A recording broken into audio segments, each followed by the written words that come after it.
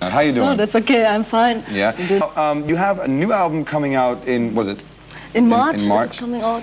But there have been a couple of changes since the last album. That's true. Yeah, it is a solo album, and it will call Doro, and the title is Force Majeure. And we have a new lineup. I think we have amazing players in this band now. We have Bobby Rondinelli from X-Rainbow on drums. He's amazing. And a new guitar player called John Devon from New York. And Tommy Henriksen is still with me, the bass player. He was always great. And now, did you and Tommy write most of the songs for this album, or did you? I write most of the songs alone, and in collaboration with the producer and with Tommy. That's true. And how will the sound change any? I mean, besides progressing, obviously. I think when you like the Term von Agony album, you will definitely like this one because it is one step more and so, and there are 13 songs on it, and I think it is very good songs. We have 2 speed metal songs, very many mid-tempo songs, beautiful ballads, 1 a cappella song only in German. Yeah. So well, you have to learn German. Yeah, right. And 1 cover version we did from Wider Shade of Pale, which I think came out excellent. It's so far one of my favorites. We'll talk about that in a second. Okay. So if you'll stay with us, if you don't mind. Yeah. Right now, here's the Ozman for you. It's Ozzy Osbourne with Crazy Baby. Stay tuned for more of Doro.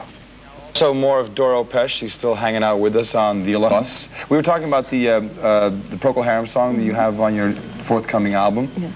Whiter Shade of Pale. Yeah, that's true. Why that choice? Because when I was 10, then I first listened to the song, and since then it was one of my favorites, and I think it has a certain magic. And then we played it one time in a rehearsal room, just so for fun, and it came alive great. And then I knew I wanted to put it on the album because it is extra special to me, and it is very touching. The arrangement is a little bit different. It's a little bit more heavy and a little bit more fast. Yeah. But it is very powerful and very beautiful, and it really comes from the heart. I feel very close to the song. Now, when you were in the studio, I heard that you got a little visit there from somebody while you were doing the song. Yeah, Keith Reed was there from Procol Harum, the guy who wrote the lyrics, and he liked the version very much. And I asked him about the lyrics, why he wrote it, and he said it was back in the 60s and everybody was spaced out, so... I thought it was just seasick, wasn't that the deal? Oh, well, he said it is a fantasy trip, so... Well, that's just fine. Now, I wanted to know, are you influenced by many people of this day, or besides Procol Harum, for instance? Yeah, no, by many people. When I start listening to heavy metal, then my favorite group was Judas Priest, and still is.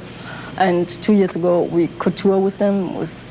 It was really amazing. And I like so many people. I like T-Rex and Metallica, of course.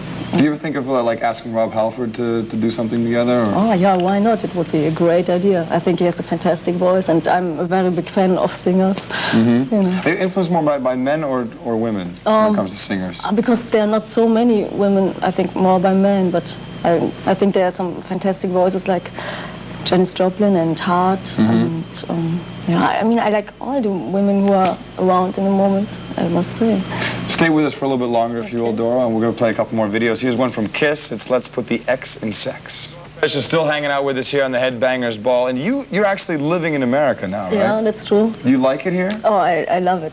I think it is great. Yeah. Why did you move here? I mean, not that we don't want you here. I mean, don't get me wrong. Because it was always a dream for me to come to America and to tour here and to play here.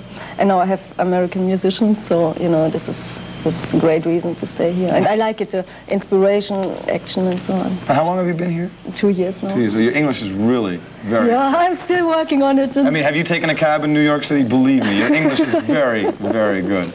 Now, do you have any, after the album comes out, do you have any tour plans? Yeah, we're touring in March, in April in Europe first, and then we come over in June, July. And in Europe, it will be our first headliner tour in the big halls, and I think this will be very, very good. And then in June, we try to get, a good group to support for. Now, we've spoken about the album before. I just want to take a look at the cover one more time. Now, what is this with the anvil that's also going to be included in your stage show, I was told? That's true, yeah. We did the album cover in a forge because I like the worker atmosphere and, and the sweat and the heat. And the heavy metal. The power, exactly. And I think, you know, it suits my personality because I like to work, and I think it is a great concept for the stage. You can do so many things and so on. I think it is so exciting for the fans.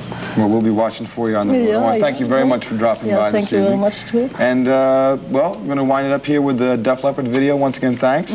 Thank you, and I hope that I see all the fans on tour. I'm sure they'll be there after seeing you this evening, no doubt. Okay. Here's Armageddon It, and stay tuned for more of the Headbangers Ball.